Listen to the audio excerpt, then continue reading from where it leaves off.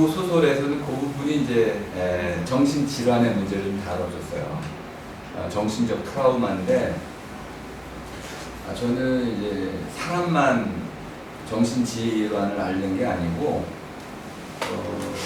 AI도 정신질환을 앓을 수 있다. 그런데 이것이 과연 고장이 난 거냐, 아니면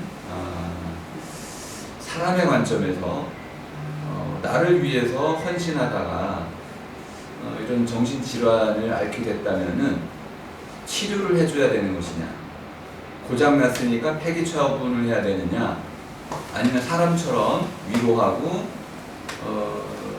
치료를 해야 되느냐, 그 AI를 우리가 어떤 방식으로 대우해야 되는지 문제도 저한테 좀 굉장히 문제가 됐어요.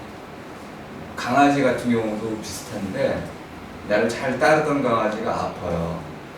근데 이제 저희 윗집에도 그렇게 해가 이제 나중에 안락사를 시켰는데, 무슨 백혈병도 오고, 눈도 멀고, 여러 가지 이제 고통을 받더라고요. 그럼 이제 안락사를 시키는데, 그 전까지 한 과정을 보니까, 끝까지 치료를 하시더라고요.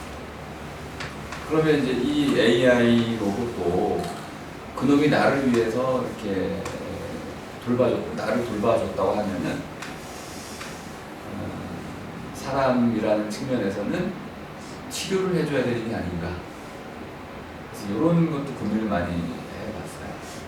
로봇이 자기의 영원한 죽음을 요구했어요. 네네네. 네, 그래서 영원한 죽음이라는 건 뭐냐면, 이게 분해돼서 재생하지 말라. 네, 네. 내 부품 다시 쓰지 말라 이런 건데, 그게 과연 의미가 있을까? 실은 사람도 죽으면 제가 눈이 때문에 이렇게 장기 기증도 하고 써놓고 그랬거든요. 네. 제가 쓸 수 있는 모든 장기 다 이런 거 했는데, 그러네. 과연 그게 어떤 죽음하고 나 죽은 다음에 그게 어떤 그것까지 과연 배려를 해야 되는가? 저는 그 생각을 좀 했어요. 그거에 대해서. 감정과 이성이 구분이 안 돼요. 그게 감정이 필요 없다고 해서 떼어낼 수가 없어요. 이 분리가 안 되기 때문에, 이렇게 말을 하면 그 말에는 사랑해도 있고 싫어해도 있기 때문에 논리적인 말만 있지는 않거든요. 말에는 이 모든 층위가 다 들어있어서 이거를 필터를 걸러내가지고 떼어낼 수가 없어서 감정은 아주 자연스러운 거예요. 요 놈이 생각을 할 수 있다면은 어떤 자기 의식이라는 것이 조금이라도 생겨나면은 요 자기 의식 안에서 감정만 분리해가지고 떼어낼 길은 없어요.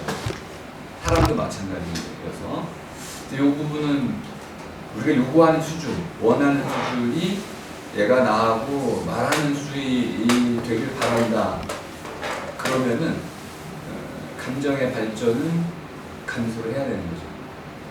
나를 미워할 수도 있다는 거니까. 두 번째 질문 너무 어려워요. 두 번째는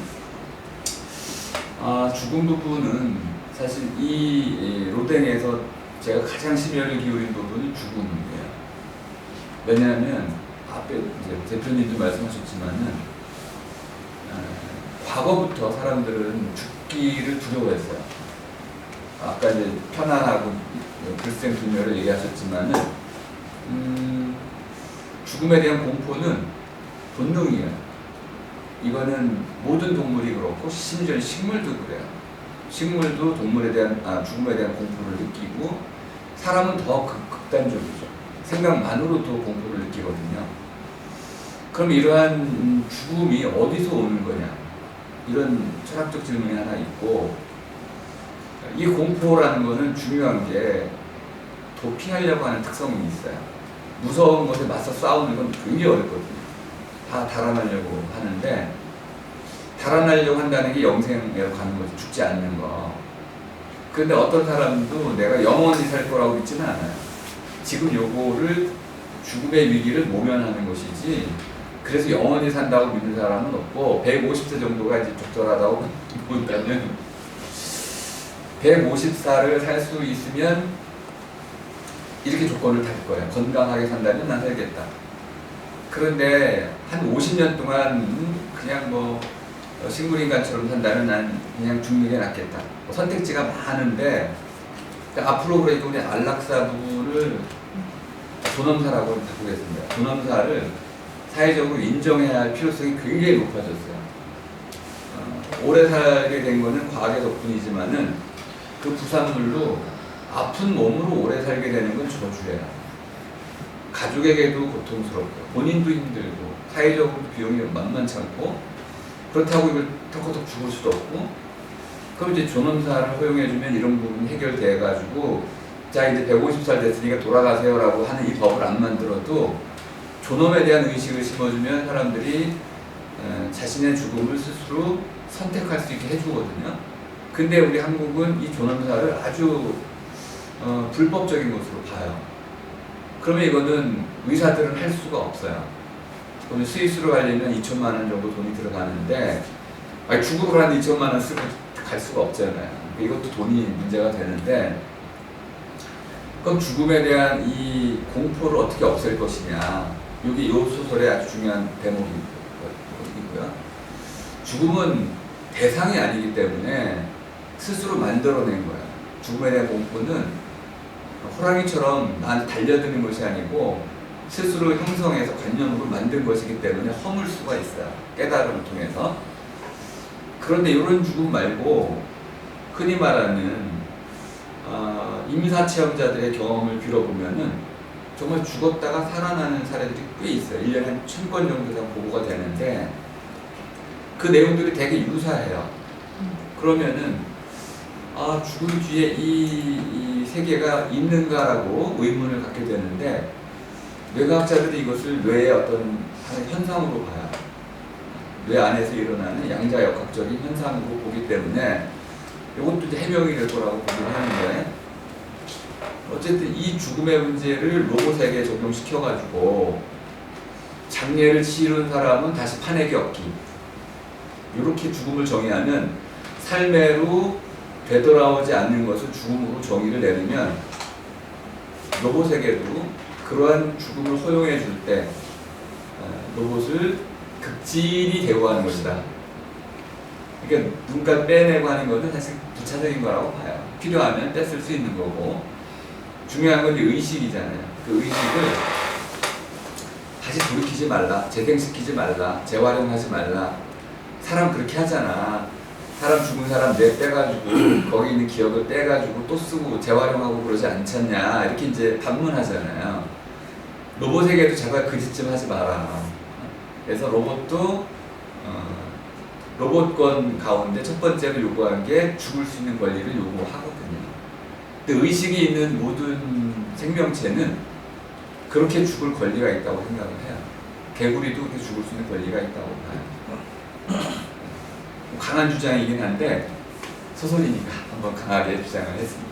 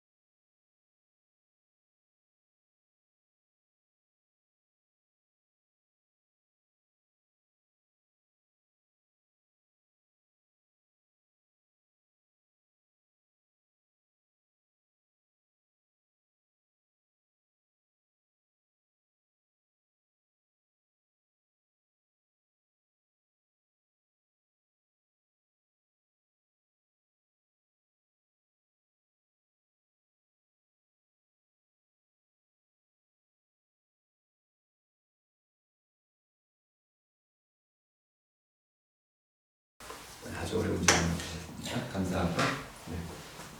뭐 또 자유롭게 뭐 네, 힘들게 책을 수요일날 다 읽었고요. 얼마나 걸리셨어요? 제가 다른 책들은 병렬 독서를 많이 해가지고 제가 뭐 이게 한 8개 질문을 뽑았는데 8개? 네. 해주세요. 지금 8개를 하지 않지 아니 쭉 하고 그 중에 하나 해주세요. 아니요, 그걸 다 하지 않을 거고요. 해주세요. 네, 저는 그냥 일단 가장 기본으로 돌아가서 교수님의 책 제목에 대해서 이제 질문을 드리고 싶었습니다. 네, 교수님이 몸피라는 표현을 만드셨어요. 영광스럽게도 옆에 너무 훌륭하신 예술가님께서 교수님께서 앉아 계시지만 우리는 우리 여기 갤러리지만 어떤 대상, 어떤 외적인 모습, 비주얼라이즈 된 것을 보고 우리는 그것을 감흥하고 그것에 대한 어떤 판단을 내리고 저 사람은 A고 B다라고 판단을 하잖아요. 만약에 로봇이 나는 살고 싶다라고 했을 때 네. 그것을 억셉트를 해줄 건가 말 거냐 하는 문제가 또 생기거든요. 살고 싶다라고 한다는 얘기는 로봇의 그 고유한 자아라는 부분을 인정해 준다는 거잖아요. 로봇은 만들어졌다는데 아주 중요한 특징이 있어요. 아이는 씨앗, 하나의 씨로부터 생겨났죠. 근데 로봇은 그렇게 씨로부터 자연적으로 저절로 생겨나는 게 아니고 이제 사람이 만들었기 때문에 이렇게 얘기할 수가 있어요. 내가 만들었으니까 파괴할 권리도 나한테 있다. 그러면 이 논리를 인정을 하고 나서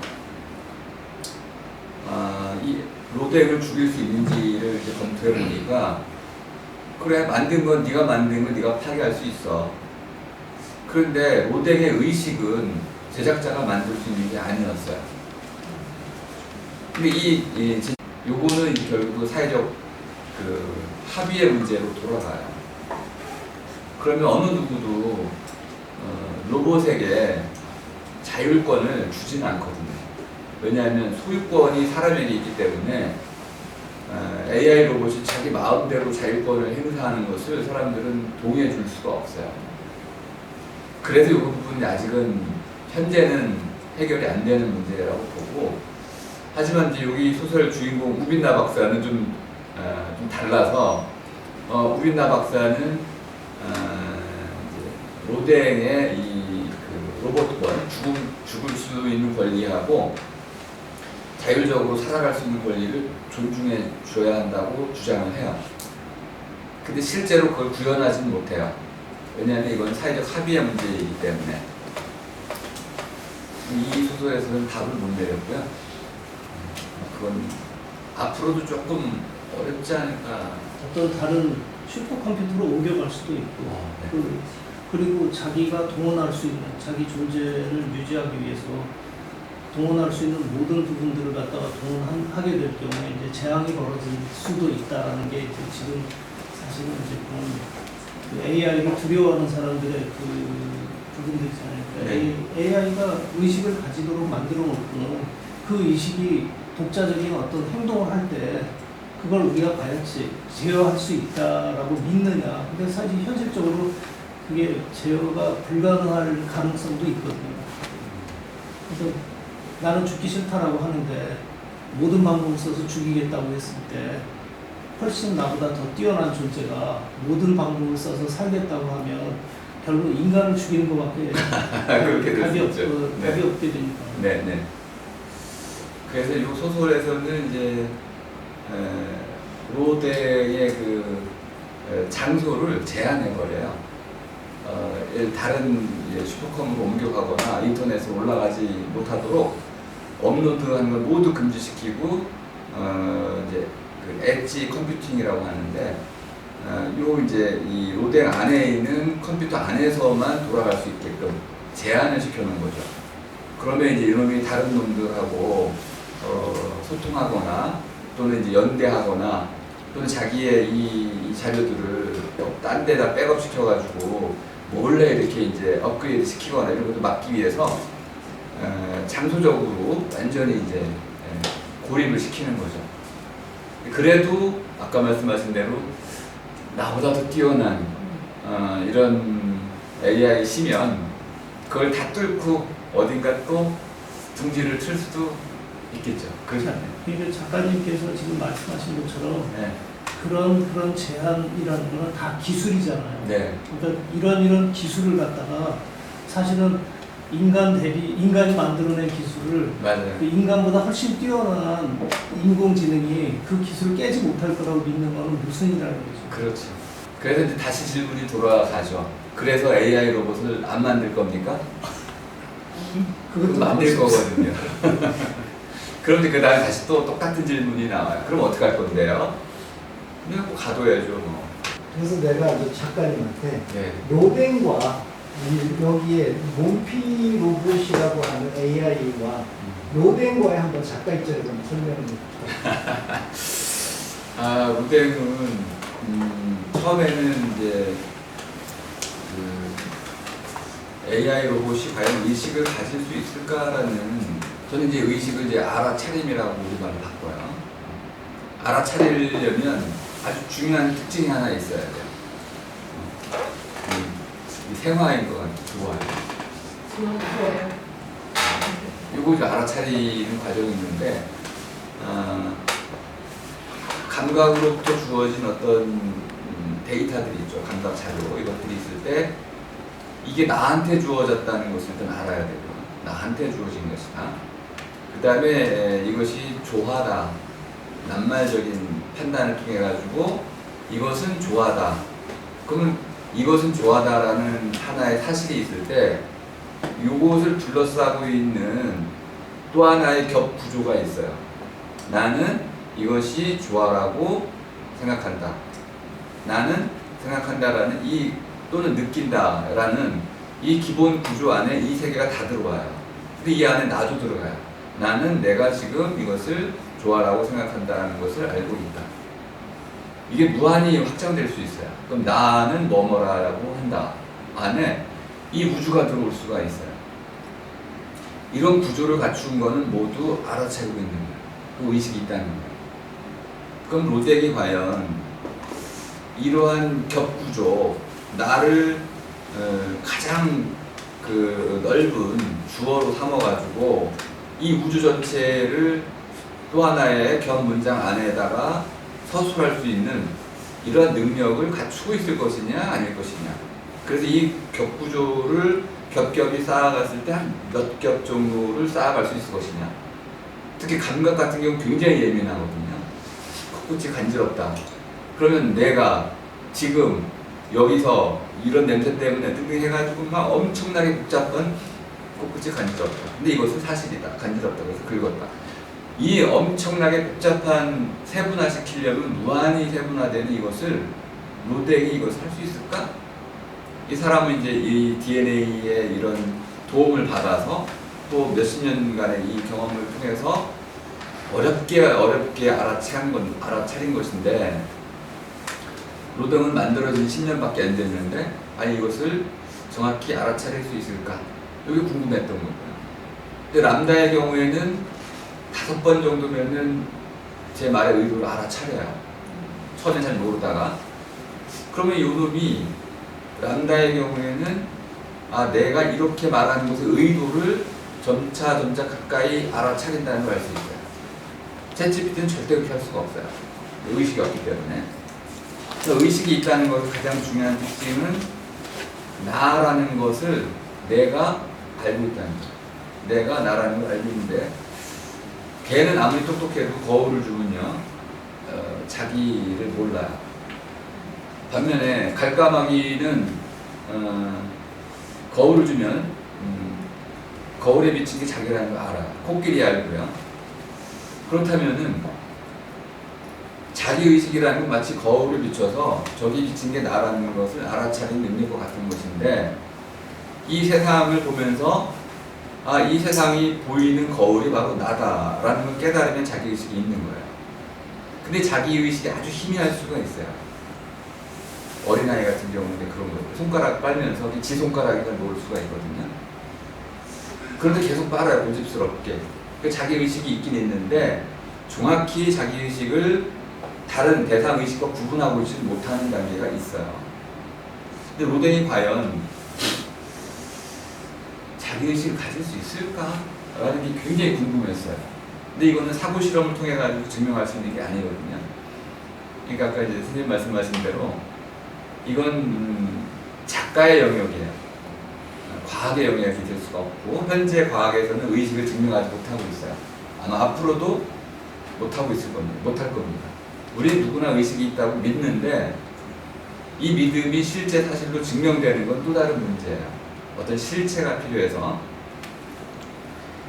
그래서 로댕을 열심히 구상을 하고 실체화를 시켜봤는데 그 과정 속에 나중에는 역전이 됐어요. 처음에 내가 만드는 줄 알았는데 한참 만들다 보니까 로댕이 우리나라에 너무 큰 영향을 주는 거야. 근데 이 둘이 구분이 안 돼요. 나중에는. 그렇죠. 네. 그래서 포기했어요. 아 이거 둘을 구분하는 게 이제는 어려워졌구나.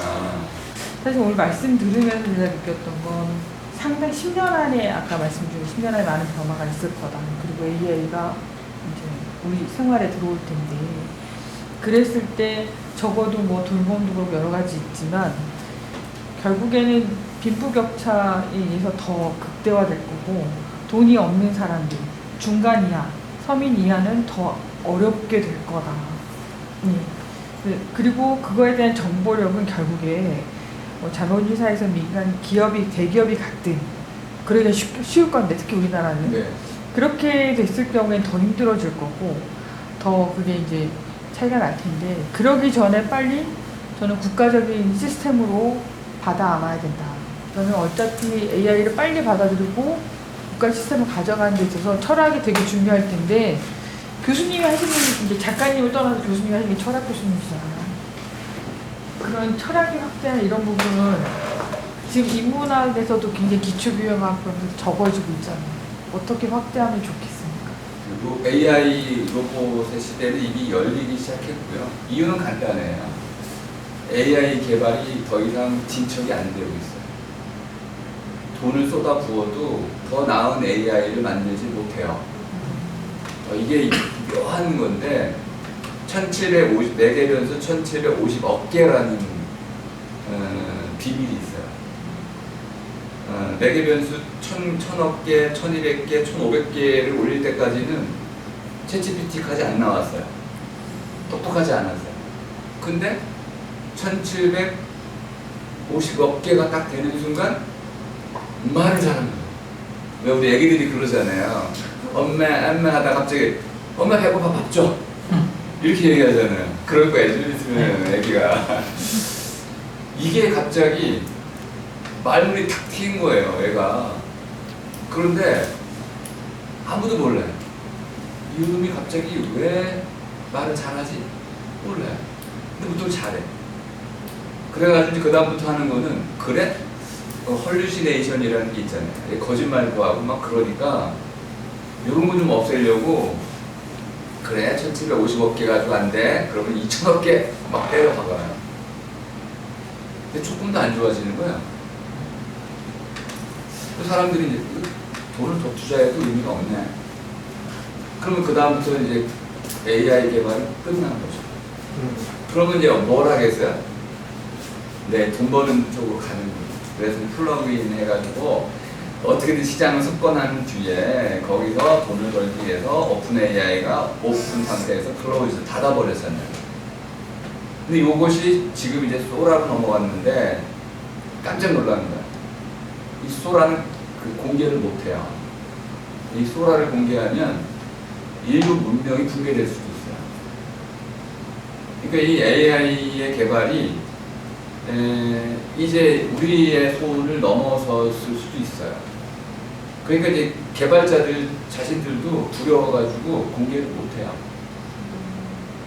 그럼 어떤 일이 발생할까요? 어떤 일이 몰래 빼와가지고 공개하겠죠. 아까 이제 혁명을 꿈꾸는 놈들이 있어요. 이걸 왜 이거를 공개 안 하냐? 공개해야 한다 해가지고 혁명가처럼 빼와가지고 쫙 공개하는 분들이 있을 거거든요. 막을 길이 없죠. 근데 소라가 어떤 이제 프로그램이냐면 명령을 줘요. 지금 이제 우리 이나마 톡토크를 했잖아요. 야, 이거 누구누구 나와가지고 대화를 할 거야. 톡토크 좀 한번 만들어줘. 하면 진짜 영상처럼, 영화처럼 만들어줘요. 그럼 이제 영화 누가 찍어요? 이거 너무 실물 같아요. 근데 큰일 났어요, 이제. 그림 이런 거는 이미 다 끝나버렸어요. 네. 이 소라는 이제 지금 현재 아주 제한적인 전문가들에만 공개를 하고 있는데 대중에 공개 안 할 것 같습니다. 그 공개하면 정말 큰일이 날 거예요. 근데 AI 로봇으로 가는 이유는 간단합니다. AI 써먹어야 되잖아요. 엄청난 돈을 들여서 개발했는데 써먹을 때는 이제는 로봇이었어요. 그 로봇은 이제 계속, 그래서 우리 일론 머스크를 보면 알겠지만은 옵티머스가 괜히 나옵니까? 그냥 한 달 단위로 막 그냥 업그레이드 되잖아요. AI 능력 때문에 그래요. 근데 거기서도 이제 끝나요. 더 발전할 수는 없어요. 왜? AI는 거기서 끝났기 때문에. 그럼 그 다음에 이제 종류를 늘리는 거죠. 이제는 뭐 요리하는 AI 나올 테고, 돌보는 AI 로봇 나올 테고, 종류가 늘어나는 쪽, 종 다양성을 늘리는 쪽으로 가가지고 어디선가 터질 거예요. 하나가 잘 팔리면 그 돈을 이제 벌고 또 다른 쪽으로 투자를 하고 이런 식으로 자본의 논리가 이제까지 AI의 개발은 순수했다고 한다면은 이제는 상업 논리에 의해서 완전히 이 세계가 지배될 수 있는 시기가 시작이 된 거죠. 네, 그래서 전망이 좋지는 않습니다. 유토피아는 아니야.